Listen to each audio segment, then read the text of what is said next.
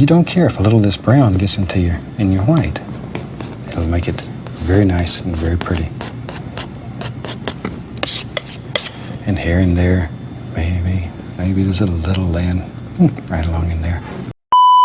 Hello everyone, and welcome back to A Tribute to Mastery, my series where I take paintings made by masters and I recreate them. Today we're doing yet another Bob Ross painting, so let's make sure that you got everything ready and let's get into it. Okay, first off, we're going to be doing something in a bit of an orangey way, so okay, and we're just gonna go ahead in here. Okay, more yellow in there. Much better. Well, not much better, but a bit better. And we're doing this interesting shape here.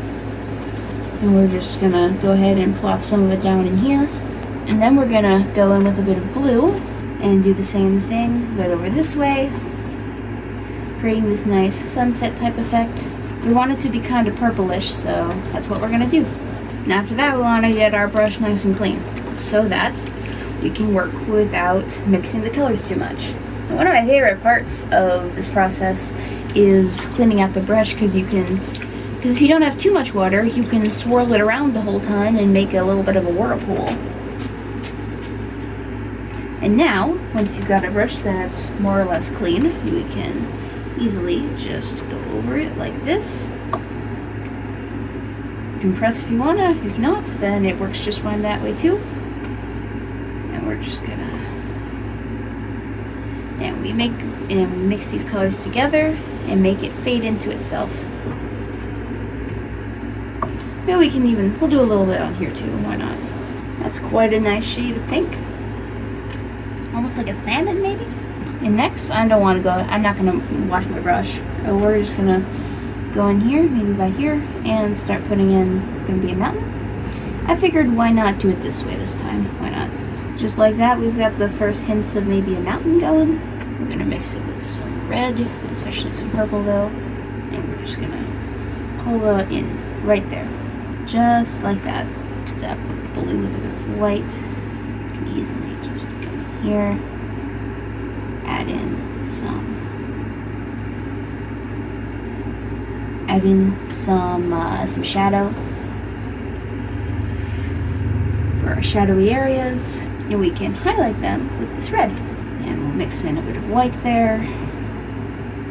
Now you could do this with a palette knife. You can also do it this way. And this gives you, I would say, it's a little bit of a more familiar motion when it comes to painting. So I'm kind of trying to do it in a different way than usual, just to see how that affects the performance. Sorry, halfway maybe. And we can bring this down this way. Here maybe a bit. Yeah. There we go, that's nice. At this point, we just pull it down, pull this down out this way, maybe a bit with the blue, mostly. That's quite nice, actually. I'm having a good time. We can easily use what's left here to create some variation in our colors down here. We're not gonna cover all of it, just a bit. Gosh, this is gorgeous. It's like a mountain on top of clouds. And now, of course, we go in with the blue and the red, and we're just going to go about in here and just start putting in our tree shapes, because, of course, that's something we do a lot. And we can easily pull this down, making nice reflections. We're going to go in with a bit of red, yellow, and green. We can pull that down, too. And now, of course, it's waterline time. We want these to be still going straight, but we want them to be kind of have some variety with all of it. Don't want to do too much though, because we don't know what we're going to cover up or not.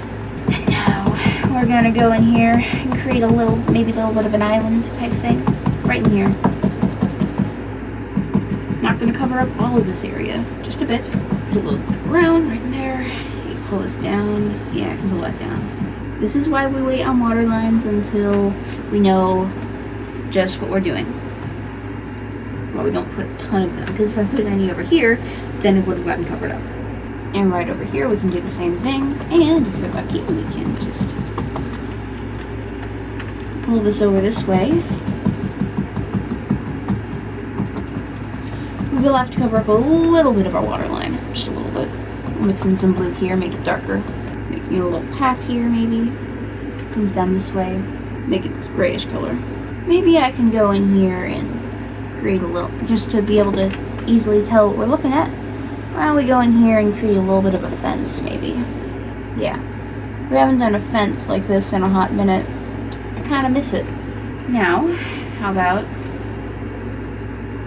we go in with some brown right in here, and we add some definition to this area where there's meant to be trees, or at least one tree.